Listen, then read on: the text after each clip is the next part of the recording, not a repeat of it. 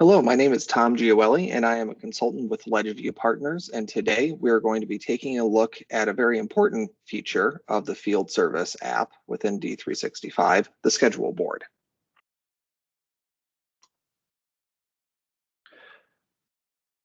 Now, the schedule board is a special menu option that's available within the field service app of D365.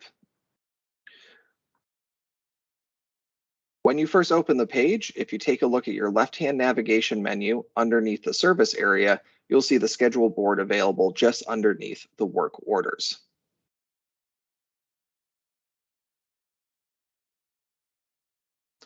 Now, the schedule board itself is somewhat unique within Dynamic CRM in that it is a web resource and not simply a list of records. So it works similar to dashboards in that we're pulling together information from several different areas across the field service system and displaying it in a single area that's easier for someone to use and understand what's currently going on.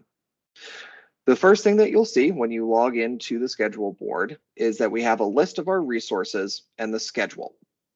On the left-hand side are the available resources for the organization that we are currently in. Each one shows the picture, either from their resource record or from the system user record if they are an internal CRM user.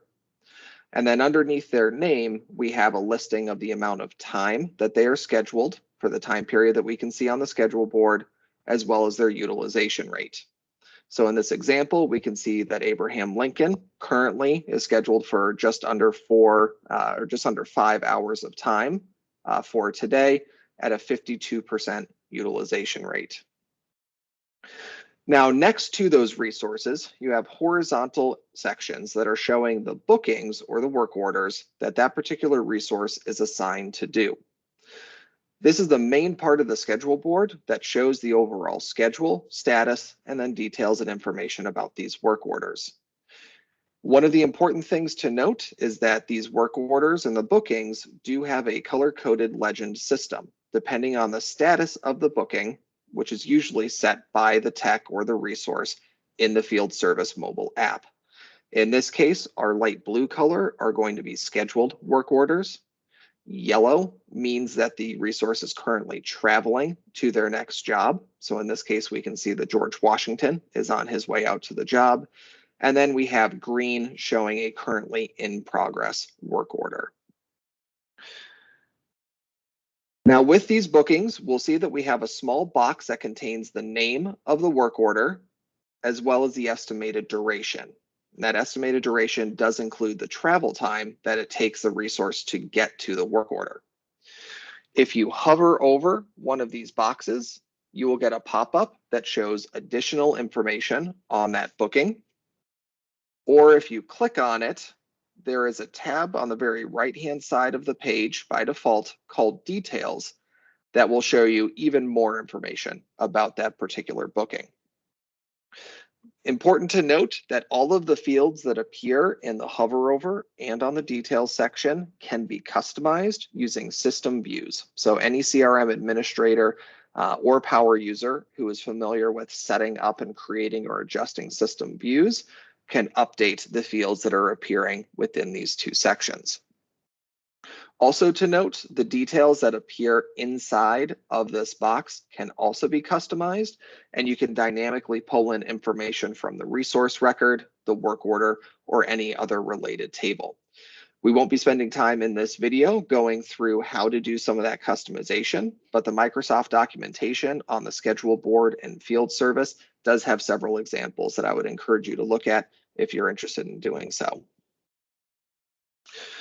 Now on each of these bookings, in addition to seeing the different details, we can also right-click on them and we have a number of other menu context options.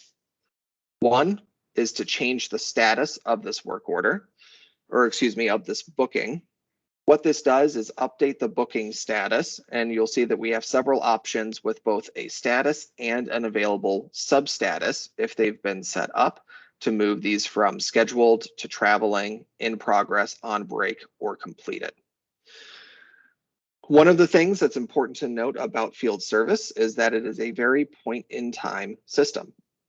If we take a work order and we currently change the status to in progress, say it's this work order here that's scheduled for 1 p.m. today, it will move that work order to be starting right now because we've currently marked it as in progress. And so as those statuses change, the system will be automatically updating the booking record to make sure that we are currently tracking the accurate amount of travel time, the start time, and the end time of those bookings. Additional options that you have in the right-click menu on a booking are to rebook this record. This will go back through the booking process. The booking process is something that we won't be talking about here, but we'll have another video that we can discuss. You can substitute a resource. So in this case, if Abraham Lincoln can no longer make it over to this particular work order, I could go ahead and move it over to Ben Franklin and reassign it.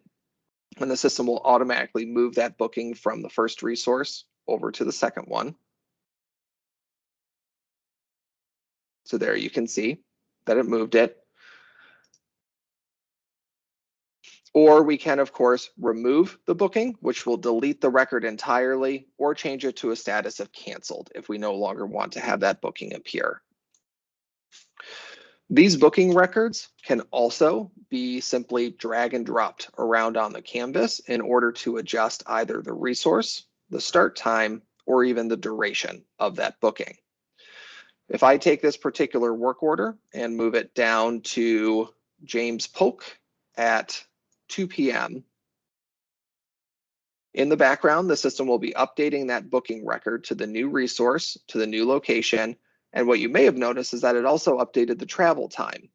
This work order, which was 14 minutes away from both Abraham Lincoln and Ben Franklin, is actually 20 minutes away from James Polk. And so we have updated and adjusted that travel time to reflect the additional distance that it's going to take our particular resource to reach it. In addition to moving it back and forth or between resources by dragging and dropping, you can also click on the double bars at the end and extend out these bookings or work orders to take a longer or shorter amount of time as necessary. Now, continuing to look at the overall settings on this board here, down in the bottom right-hand corner, we do have, let me turn on our legend quickly.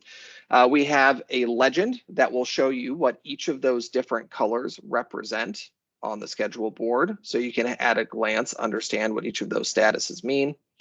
And then we also have a slider that allows you to zoom in or zoom out on the days that are available to have them take up more space.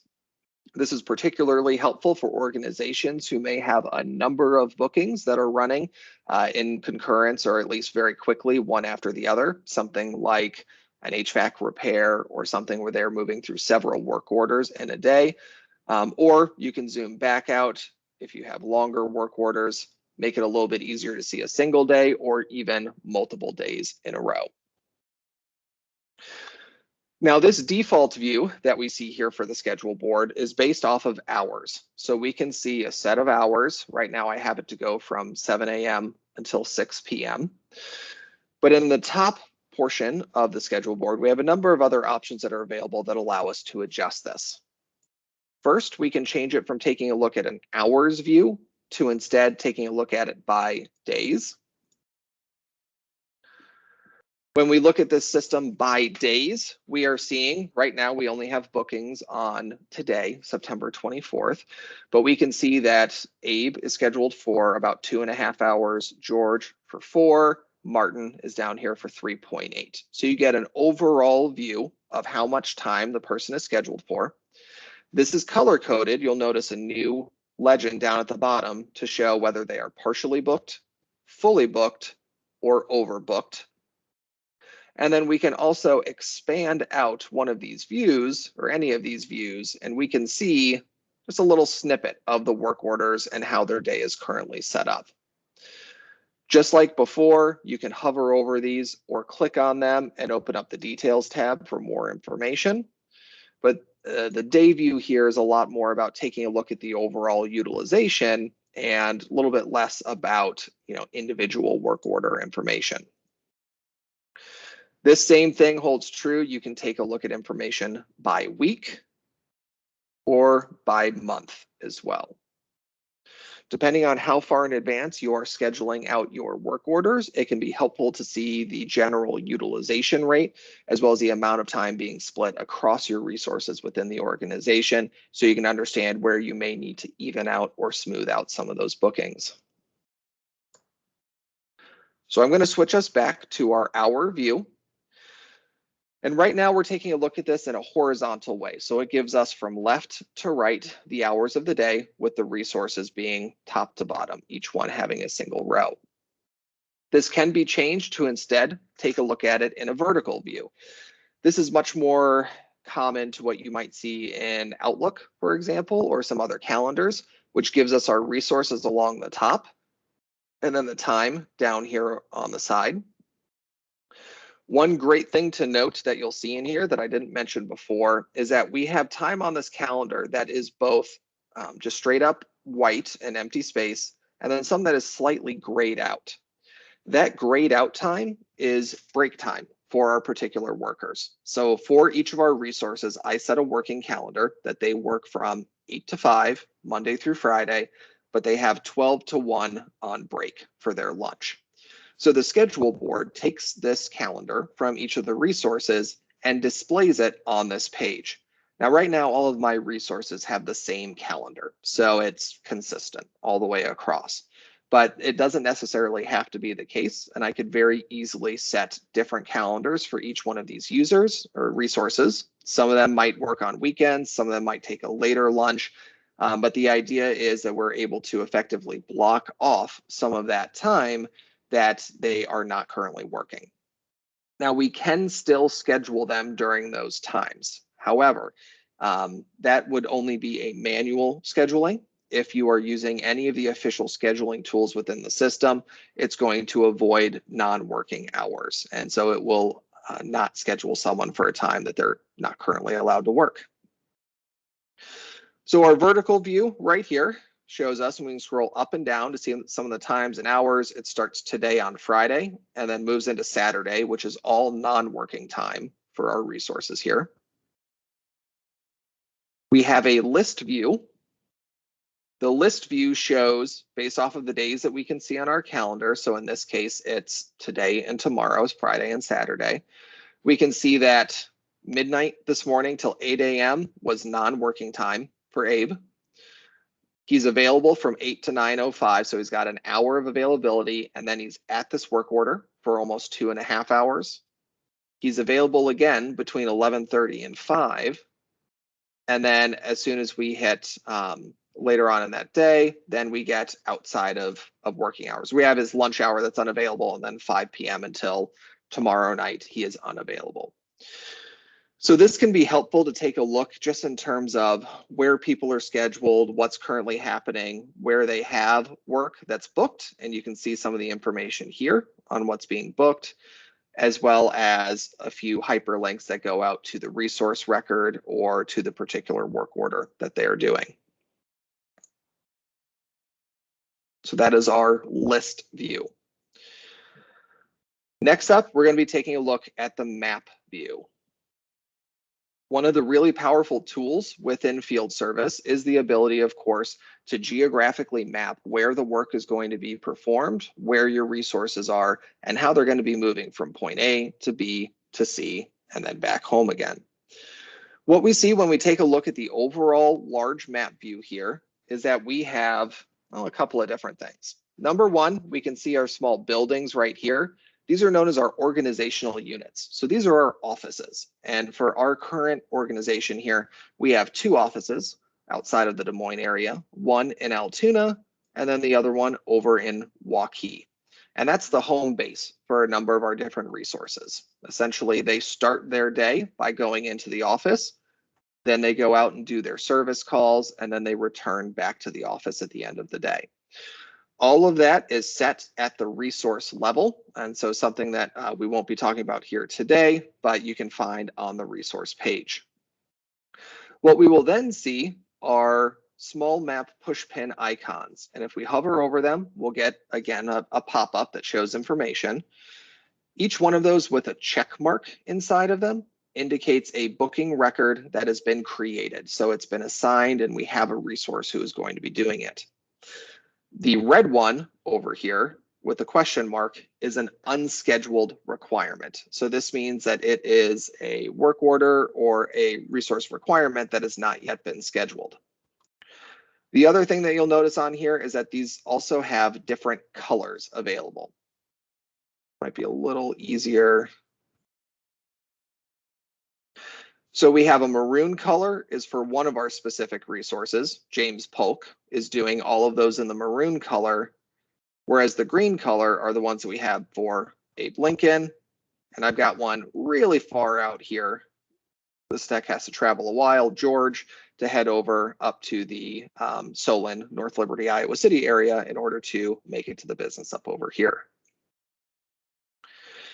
Now, this large map view can be adjusted, as you just saw me do before, to take a look at either a road map, an aerial map, or as needed, you can also scroll all the way down and enter into a street level view of a particular location.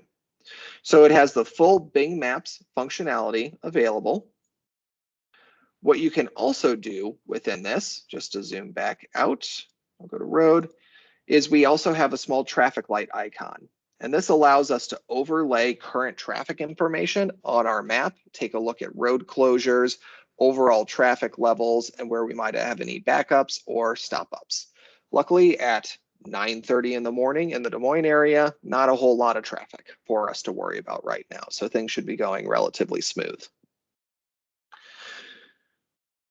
Moving along in our menu up at the top, just to run through a few more of these options. I'm going to go ahead and go back to a regular view here. We have our calendar. Right now we have the schedule board set to show 2 days at any given time. So right now this gives us that we're seeing September 24th and 25th. If I move to the next page, it'll give me the next 2 days, so on and so forth.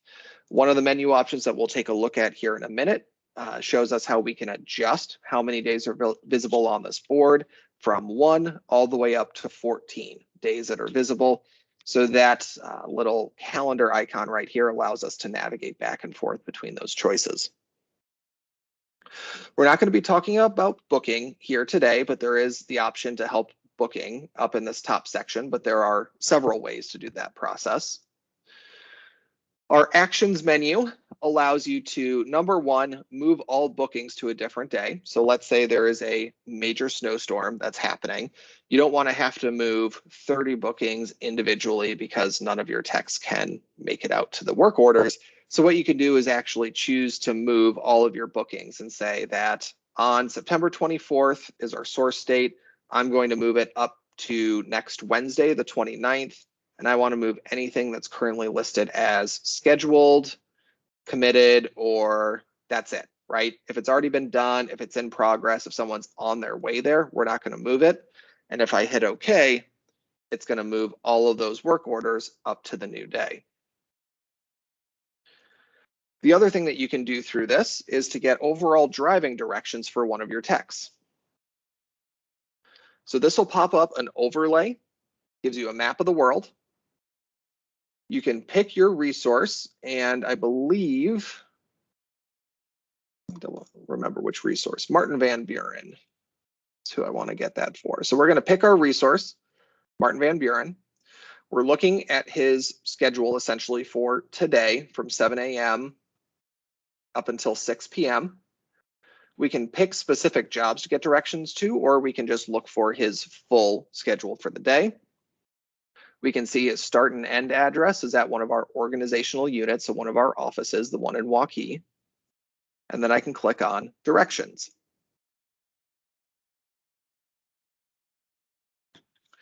This will give us, using A, B, C, and D to show the different routes and areas they're going. This will show us essentially what his path will be for the day today. So we get overall, he'll be traveling about 33 miles throughout the day.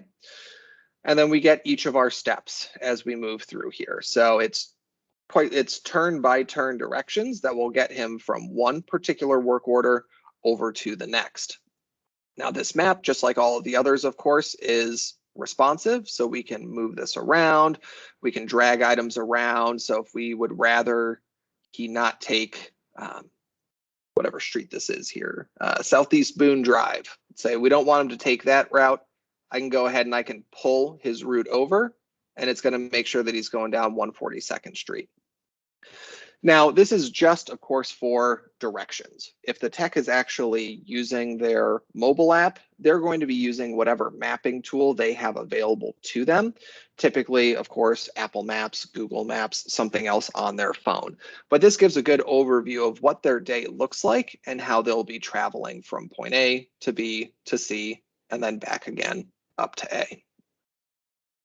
These directions can be printed or they can be emailed out. And again, we can take a look at traffic conditions as well across this route to take a look for any closures. However, the directions and mapping should take closures into consideration and not send anyone down an inaccessible road.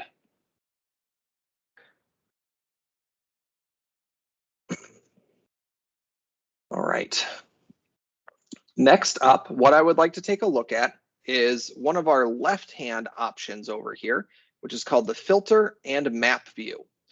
A lot of these different menu options you'll see have small arrows that allow you to pop them out on the fly. This is very helpful, so you make sure you have enough screen real estate for what it is you want to look at. Also good to see that you can grab some of these and adjust them as needed to be as large or as small as is helpful on your monitor. Now, the filter view that we see over here on the left is actually filtering the resources that appear on this page. So what this allows us to do is to tell the system which resources we want to have available. The out-of-the-box filters allow us to filter based off of characteristics or skills. So in this case, I have a skill for my resources that they know how to do electronics and wiring, and I want them to be at least familiar with electronics and wiring. And if I hit search, you're going to see it is filtered down my resource list to just those who have that particular skill or higher. So they're either familiar or an expert. You can filter by specific roles, territories that the resource has been assigned to, the organizational unit that they are a part of. Here's our Altoona and Waukee units. The type of resource that this is. So it could be an internal user, an account, a contact, a facility, or some other generic type of resource. Pools, teams, these go out to the actual D365 teams in the system. Same with business units. And then finally, you can choose how to sort the results, either by name or by a particular rating value. So let's say we want the person with the strongest electronic skills on top, and then move the way down from there. So you can pick one or more of these filters, hit search, and it's going to go ahead and it's just going to cut down this list of resources here for you to only show those that meet that criteria. Now, certain security rules within the system do have the ability to take these filters and set them as a default. This will come in handy right towards the end of this training when we're going to run through the different schedule board tabs, which can be helpful as a way to break it up if you have a lot of different resources into more manageable groupings. But you can come in here and save these filters as the default when you first log in, or you can simply come in and you can pick that I want these 3 resources on the page and have those be, the resources that you see on there. So the filter pane is very helpful. We won't be going through it today, but once again, like most everything else on the schedule board, this can be customized. So you can have custom fields available within this filter, or you can remove options that you might not be using.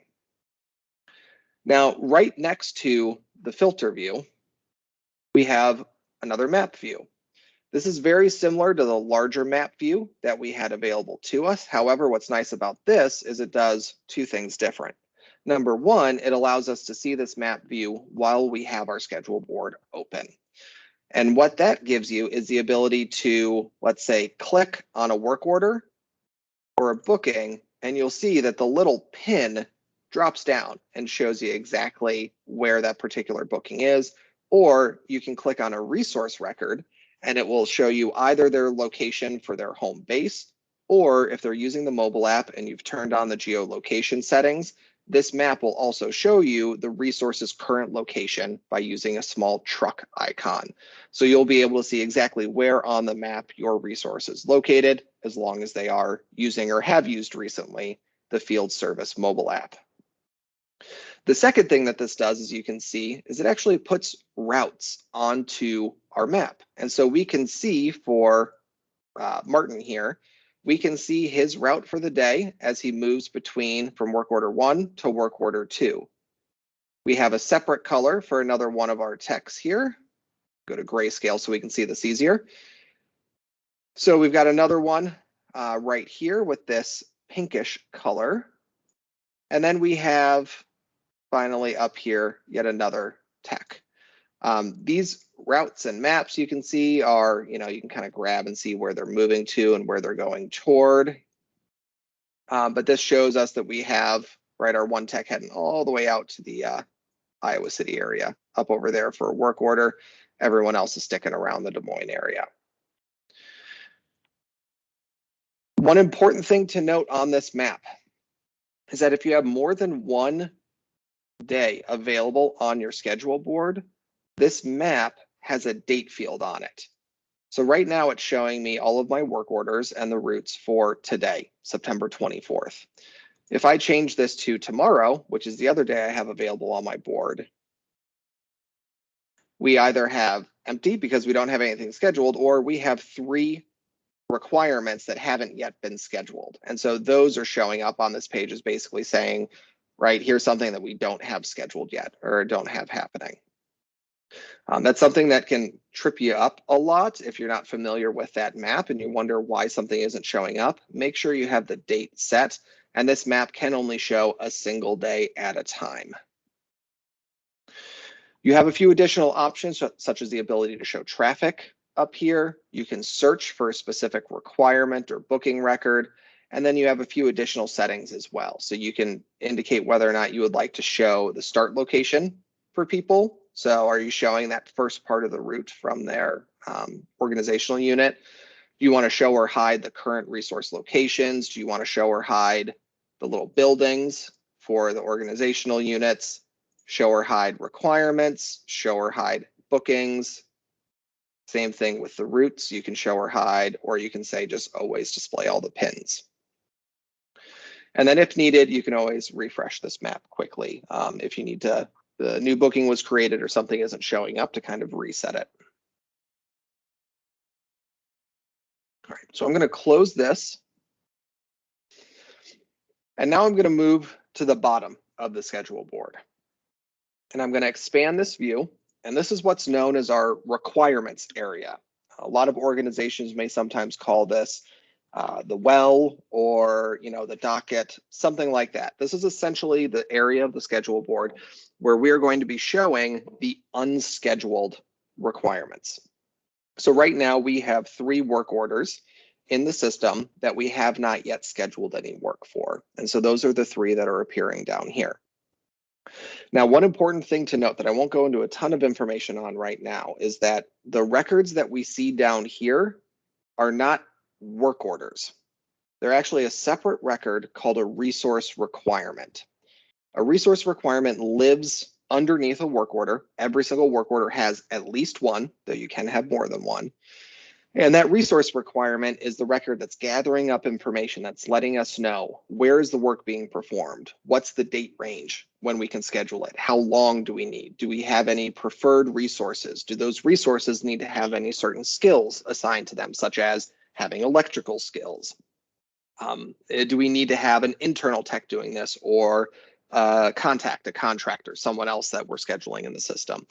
All of that information is tracked and stored in these resource requirement records, and then we can display them down here. So we have 3 for our different companies, and we can have multiple views down here that allow us to sort and filter and really make this work for our dispatcher, to make it as easy as possible to see what's going on. All of these views that we see down here are set by system views on the resource requirement table. So if you need to create a new view, add filters, add fields, remove fields, do anything like that to what you see in the well or the docket down here, that's done through the system views on the resource requirement page. So right now I've got some 3 work orders. Anything that is a lookup field within CRM will show up as a hyperlink. So I would be able to click on any one of these and go directly out to the account record, for example, or to our incident type record. I've pulled in fields for our address, the from and to date, which indicates the date window in which this work can be performed, the duration of the work. We have a priority, territory, and then latitude, longitude. Any fields that are available on the resource requirement record or on the work order can be pulled in to this view, very similar to how other system views work. Now, you can also do a few additional things here, which is that you can click on the small drop down next to any of the columns. You can sort by any of these columns. You can choose which columns you see. So I might say I don't really care about the priority or territory right now. So I can uncheck those and those columns will no longer appear from the view. Or I can put in filters. So I specifically want to take a look at any of those that are in West Des Moines as opposed to just Des Moines. And you can see that we filtered our list down. And then the header is in bold with an underline because there's a filter that's applied to it. I could also come in and uncheck that filter. This is also a little bit different from a regular system view, and then I can also drag and drop items around so we can rearrange columns as necessary, or do a number of columns or sorting, ascending, descending, filtering. You have date filters available, so before, after, on, with date pickers that all allow you to sort those. Traditionally, the way that most organizations that we have worked with will utilize this aspect of the system down here is that we will usually set up an all requirements tab, but then we'll split it up based off of some sort of category. In this case, I have separate tabs available based off of the type of work that needs to be performed. So if I click on my inspections, it's only showing me the requirements that are inspections specifically, or maintenance or product installation. We have seen people do this based off of territory, by city, by certain zip codes or territory, essentially. There are a lot of different ways that you can split up these different tabs and views to make it a little bit easier to work with and a lot easier to find the different requirements that are necessary. Now, I mentioned before, we're not going to go really much into booking. That's a whole other video. That's a large topic for all the different booking methods. The one thing that I will point out, though, is that you can book or schedule from this bottom here. You can either search for availability for a particular requirement. So that will search for who can do the work, how close they are to it, and where they need to be going. You can do some other booking methods like booking the before, get back to my day here, booking the before or after time. So schedule it as early as possible, as late as possible, book someone for the entire day for these 3 days. So you have a few methods available there, or at the easiest level, you can also take one of these and you can simply drag and drop it up onto the schedule board. It's going to go ahead and create a booking record. And as a part of that booking record, it's also calculating the travel distance for the resource, either from, in this case, for Millard, since he doesn't have any work orders earlier in the day, it's from his home location. It's 8 minutes away. Or if you do have a booking ahead of time, it will do the travel duration from the prior booking. So here we can see it's 20 minutes away from Martin based off of this prior work order and where he's located.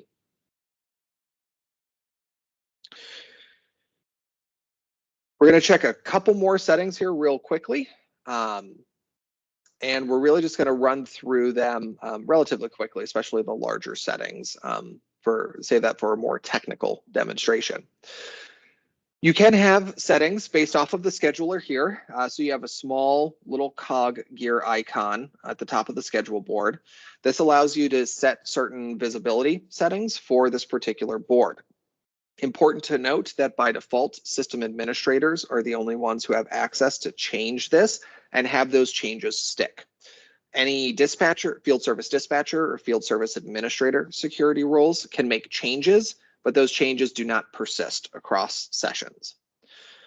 First and foremost, it's always important to set your time zone properly. So this shows you what time zone you're currently in when you're looking at this board. To run through these items here really quickly, you can adjust the hours that you see on the board. So right now I have it set to go from 7 a.m. to 6 p.m. I could change that back, let's say, to 5 a.m.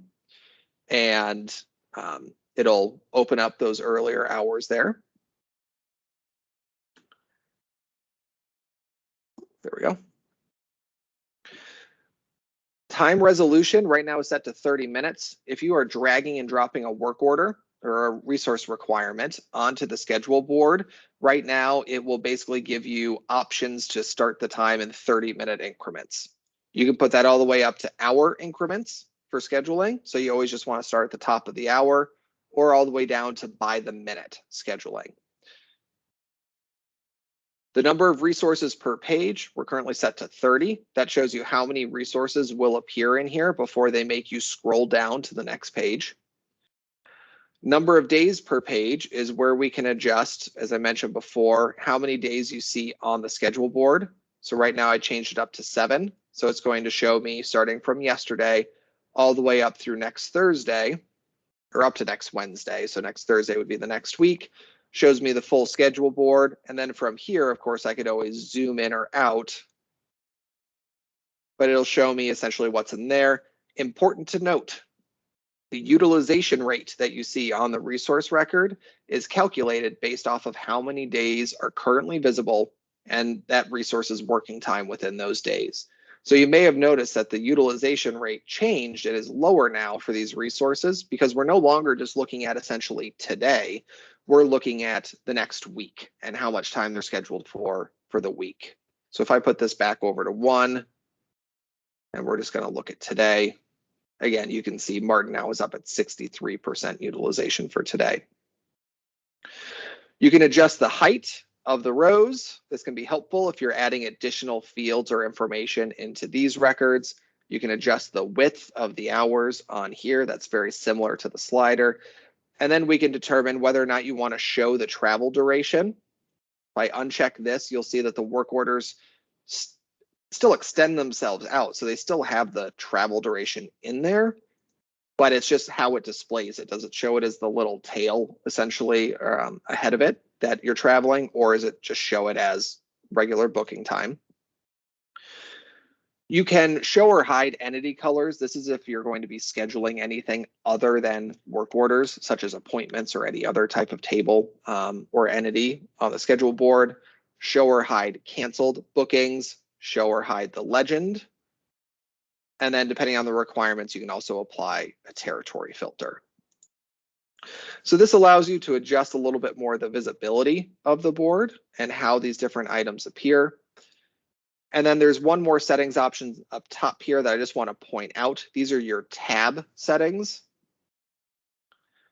And tab settings go into the much more technical view of how things appear. So these tab settings are where you can determine which system views are used when you click on the details for a work order or on a resource requirement, what color it is if someone is fully booked versus overbooked or partially or not booked. You can indicate how scheduling occurs when you drag and drop or do the schedule assistant. So are we booking it based off of when they're arriving to the work order, or do we book it based off of when they start traveling to the work order and trying to get over there? We can set other settings and booking alerts. In our schedule types, this is where we can indicate and we can change up what's visible in the actual boxes. And then finally, down here at the bottom, it shows my default settings here. We can see those tabs for the resource requirements in the well or the docket. We can see the different views that we're currently using and how they're named and how they're titled, essentially. So right now I have inspections. I could change the name on that and apply it, and it's going to update those views down at the bottom. And these are based off of, as I mentioned, system views in the resource requirement table. So that brings us right to kind of our last two items here. The first one is the concept of tabs itself. You can see up here that we actually have 4 tabs, 3 if you discount the default out-of-box view. And what these tabs allow us to do is kind of customize the setup of this board based off of different criteria. In this case, I have an all resources tab, and that is showing us, as the name suggests, all of our resources. So if I take a look at my filter view, we don't have any filters on here at all. If, however, I click on move over to my Waukee office tab, we have a smaller number of resources, and that's because we're filtering this down to only show those resources that are part of the Waukee organizational unit. So if I needed to look at schedules or schedule people differently, you can use any of these filters that are on here, and you can save those filters as the default for this tab. And so that allows you to differentiate between different groups and really hone down how you want to split up and view what can sometimes be an overwhelming amount of information when you're working in field service. So each tab allows you to set your own filters for the resources. You can customize all of these other settings per tab. You can change the fields that appear when you hover over. You can adjust these views that are down here at the bottom. So, again, you can maybe show these same split in terms of the type of work order based off of maintenance, installations, or inspections, but maybe you just do it based off of the territory that the work orders are in, so it filters it down further. Or maybe you do it by some other criteria, maybe by priority level.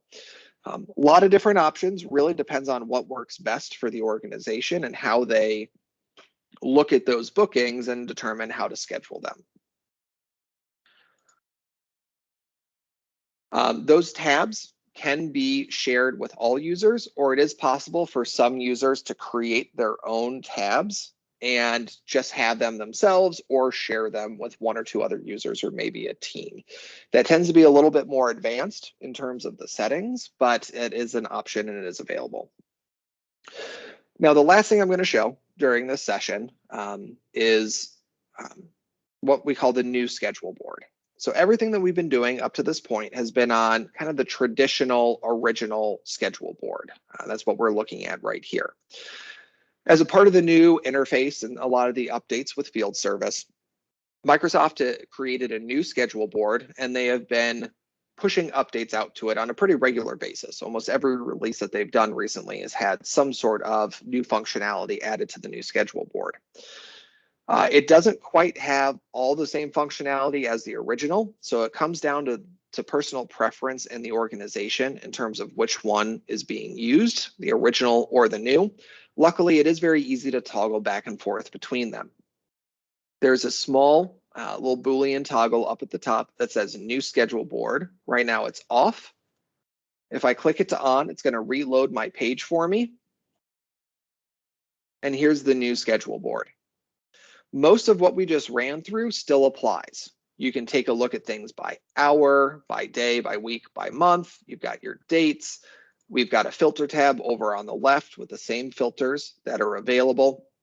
Obviously, it looks a little bit different, looks a little bit cleaner, a little bit more in line with what you would see across some other areas of D365. I do like the grids here down at the bottom a little bit better as well. A little bit cleaner, a little bit easier to see the difference between your different areas. Few things though that are different. Your tabs are over here on the left, first of all, so you can move between tabs here on the left. Your map view is a separate button over here on the right. So the maps are a little bit different and the icons that are used are a little bit different as well. So it renders that control a little bit differently. Your legend is a pop-up here instead of being along the bottom. You don't have as much granular control in these views in terms of putting new information inside of these boxes here, at least outside of the hourly view, over how many days or weeks or how some of this information is viewed. You can zoom in or zoom out with this toggle on the bottom, but it's not quite as granular of a level of control. The other thing that I will say that is very nice about the schedule board, though, is it is a bit faster. It is actually a bit more responsive. It loads things up a little bit quicker, and that can be nice in terms of moving things around. But otherwise, the basic functionality behind it is the same as the original schedule board. So that about covers a lot of the just general functionality and where things are on the schedule board. There are a lot of different aspects and components to field service, as I'm sure you can tell by this demonstration here. There's also a lot more technical details, a lot more that you can customize, but that should give you hopefully a good sense of the out-of-box settings. If you do ever have any questions, would like to get a personal demo or support or take a look at any of our other resources, please be sure to do so at Ledgeview Partners. You can see all of our contact information on the page here or on our website. Thanks so much for spending the time to run through the schedule board here with me today, and hope you have a good one. Thank you.